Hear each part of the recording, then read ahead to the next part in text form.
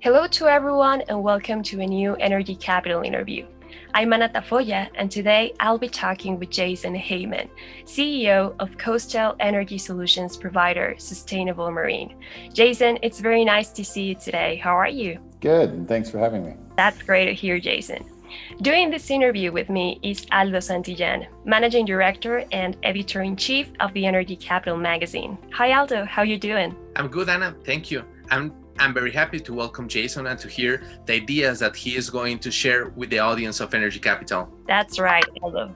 In this interview, Jason will share with us his take on why companies should leverage tidal energy alternatives compared to other clean energy sources, and he will talk with us about Sustainable Marine's presence in Canada through its new Nova Scotia Next Generation Tidal project. So we'll start with our first question. Jason, in your opinion, why should companies consider tidal energy alternatives for their electricity supply? And in this regard, what are their advantages compared to other clean energy sources such as solar and wind? Very good question, or a good couple of questions, I should say. And I'll just take them in part. So I think one of the advantages that tidal can offer, of course, is it's a very predictable renewable energy resource. So it's of course dependent on the orbit of the moon around the Earth. So we know when that happens. We have very big problems if it doesn't happen when we think it will. And so we can predict exactly the energy that we'll get at a given point in time out for decades, if we like. So that's has in itself an advantage.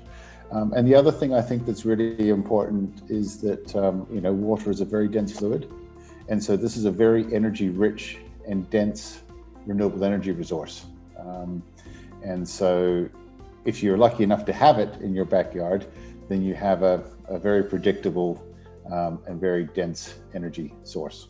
Jason, could you tell us about Sustainable Marine's platform for inshore energy, or what you call Plat I, and its advantages compared to other tidal energy systems?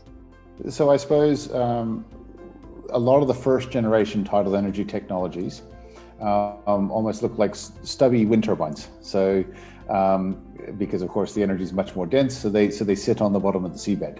Now the challenge has been, because it's a very new technology, that if you want to change anything or you have any issues with the device, you have to bring it back to the surface to do that maintenance or to change out a part, and that's very expensive and a very challenging operation sometimes.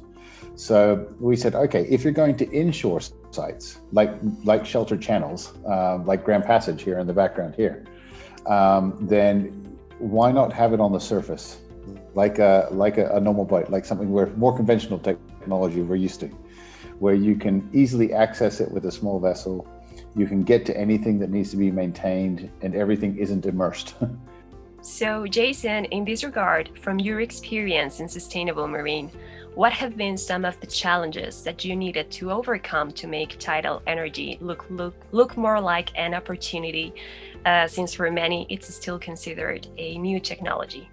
Yeah, well, I suppose it is still a fairly new technology. I mean, in technology terms, let's say tidal energy is in its teenage years, right? So it's and I think it's very promising where we are now, because what we can show now is that we can reliably and repeatably install these devices, and that they work.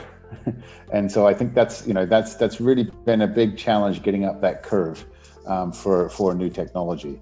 Now the challenge we have in front of us is understanding long-term O&M costs and the overall, I suppose, getting down the LCOE curve, or levelized cost of energy curve, through getting deployments out there and getting enough scale of deployments to get that experience.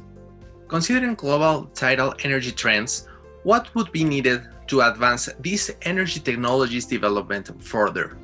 It really is about getting projects out there now and getting enough devices in the water and enough experience and time with them to get that learning, because we see that same thing in wind and in solar. Those early deployments at scale are what really drive, I suppose, the start of an industry and drive us down the cost curve so that we can compete with other forms of generation. So how has it been for Sustainable Marine to work in its Nova Scotia project in Canada? And how has your vast experience in the UK helped through this process? Yeah, once again, excellent question. So in Nova Scotia, I think the key thing there is they've done a great job of providing the framework. So they've got test centers that have the infrastructure with the grid connection, so you don't have to sort that out for yourself. They have a regulatory framework, which also provides revenue support in the form of a feed-in tariff. So if you can get your device in the water and you can get it all working, you know what you're going to get paid. So that's just reducing some of the uncertainties for investors. And that then means, of course, that helps to de-risk these early stage projects. And it means the whole thing can get off the ground. And I think that's been really good. And that's why Nova Scotia is where we're doing our first project, of course, because we've got that certainty from both a regulatory and a revenue point of view. In the UK, we got a lot of early stage support for the technology development and testing. So that was very valuable, and that enabled us to do a lot of the early learning and prototyping.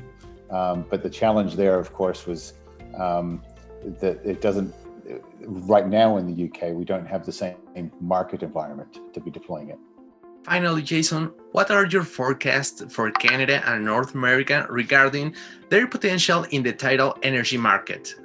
Well, it's vast. So, I mean, it's geographically limited, I suppose, both west, to the sort of northeast of the US, I suppose, and sort of Nova Scotia, largely on the east coast, and then of course on the northwest Pacific, in Washington State and Oregon, but also into British Columbia and then up into Alaska. There's amazing opportunities to be powering off-grid communities even that are currently reliant on diesel. So there's sort of different types of markets, from very large gigawatt size potential in something like the Bay of Fundy, to sort of smaller microgrid markets as well as grid connected markets in BC. So the resources there. It's really about now the market integration question. Which markets want tidal as part of their mix. Well, Jason, thank you very much for sharing these insights and information with us. I don't know, do you want to share your final take on tidal energy development? Yes. So thank you.